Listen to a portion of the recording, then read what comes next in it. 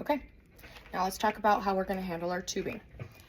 Tubing that comes off of our IV bags like this should absolutely be recycled. This should be reused. All that has been going through this is purified water and alcohol. And then we put it into a piece of silicone for our task trainer or our mannequin. We can reuse this, okay? So here we go. Take it off of your bag. Right now, we're clamped. Nothing is coming through this. We've got water in our drip chamber, okay? There we go. You're gonna come over here. Here's your suction canister.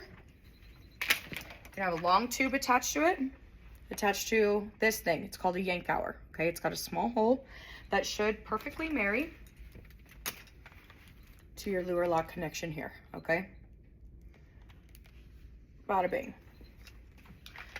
Now what you're gonna do, you're gonna open your clamps, okay? So this guy right here, it's got two sides to it right now. Close it, okay? Clamp one.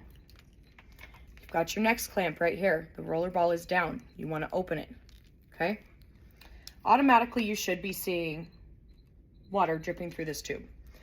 Sometimes you might have to pinch a little bit and open up that area where this was clamped because it may have been a while since we've tried to open it up again, okay? So now, go to your suction. You can hear audibly that it is suctioning, okay? What you're gonna do, you can see it dripping. What you're gonna do, you always wanna make sure that you're over on the regular side, okay? There's intermittent, off, and regular. You want regular. Take this sucker and turn it all the way up. Or else, you're gonna be here all day. You've probably got hundreds of tubings that need to be taken care of. So what I like to do, shake it around a little bit. Make sure that there's nothing hiding under that drip chamber right there. There always will be extra. So what I like to do is, if you, like, I'll be out of the frame if I go into it, but there's a cabinet right here. And what I'll do is open the cabinet door just very, very gently, put this part in there, and just hang it. And then I'll just leave that suctioning for 5 minutes or so. It's not gonna be perfect. Like, no matter what you do, it's not gonna be perfect. But because there is alcohol in here, it will dry. It will dissipate over time. Okay, so we're done here. You wanna also make sure that this Yankower side is attached to patient, okay? And then this part is attached to vacuum. This other big hole, keep it closed. And then this other tiny one, I don't know what it is, keep that one closed too. All you want is vacuum and patient. Okay, so now here we have our tubing. What I like to do is hang it from an IV pole, a couple of days, okay? And then I'm gonna show you how to repackage this. For the sake of simulation, 2 days has elapsed. Here we have our repackage. So I'm gonna walk you through the parts of this. Ideally, it would be great if we could repackage everything into one of the original packages.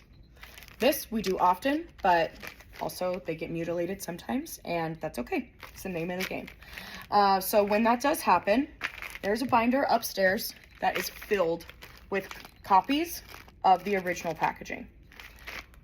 If you are doing primary or portless, okay, there is a blue tube that must be attached, okay, to the flexible portion, or else it will damage the tubing over time. So here's the parts that we want to make sure are in here. So first of all, this was beautifully repackaged by our student worker, Sienna. Big ups. Okay, here's the flexible portion, right?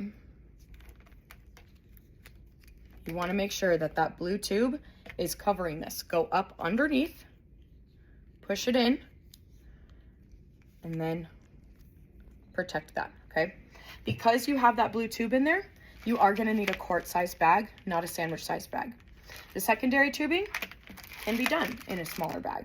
It doesn't require a blue tube. It has a hook instead. So these secondaries can go in a sandwich bag. Primaries and portless have to go in a quart size. So on the back of this, you're going to want to date as well, because it's best practice if we date these so that the oldest stuff can go up on top, and we get to that first. We start using that first. Reason being, the longer that this tubing sits, because it's been treated with alcohol, the more it's going to degrade over time. So we want to make sure that we're using the oldest stuff before the brand new stuff. Like today it is 1010. We're not going to use this one today because this one was just packaged. We're going to put this one on the bottom, okay, of the pile. Anywho, going back. We've got our blue tube, okay? Then, cap on the spike, okay? If you do not have this cap, there are many other options. What you can do is, because a lot of the time these get thrown away, we try really hard to salvage them, but sometimes that doesn't work out. Okay, simple as this. You can use a syringe tip cap, okay? As long as there is a cap on both sides, we're good. The students need to be able to practice that muscle memory of removing something from both ends. It does not have to be perfect. It does not have to be the original, but it does need to be a cap. So what I will do with these is just kind of apply a little pressure. Boom, there you go. Okay, so that side's covered.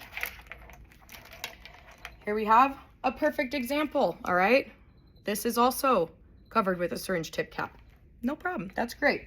If you don't have that, you can always, this is a recycled flush. Obviously, we're not going to remove it in real life, but just for the sake of demonstration, you can use a flush cap as well. You can use a lot of different stuff to cover these ends. There's another, this is a 3 ml flush cap. You can also use that, okay? So both sides are covered. We're happy with that. What you wanna do not, please do not wrap this very tightly. It will ruin the tubing. So what you wanna do, start with the blue, okay? And just gently follow the path of least resistance. It does not have to be perfect, okay? But it does need to be usable. So, yep, there we go. We followed the path of least resistance. Should look something like that, okay? Here we have our bag. It's got the original packaging copied. It's got a date. Just stick it in there and call it good. Usually, just go ahead and ask somebody where this needs to be used. You know, we know the Simtex, we know where to restock this good stuff. All right, so another thing that needs to be discussed here is just in general, any kind of mixed materials. Like there will be a time when some of this stuff is sitting in a bin, mixed materials over the weekend or whatever.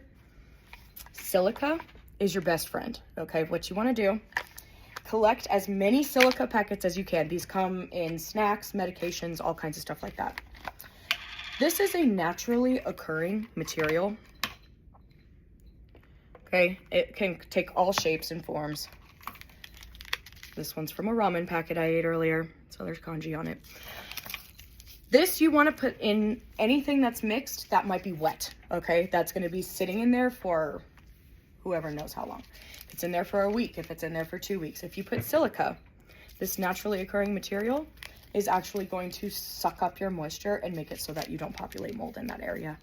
Because nobody wants to go through all of this and just end up throwing it away anyways, right? Okay, that should do it. Questions, comments, concerns? See one of us.